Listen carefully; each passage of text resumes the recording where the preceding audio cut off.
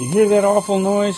When a refrigerator has a noise like that, whether it's side by side or stacked, whatever, like the old school, that's normally the problem.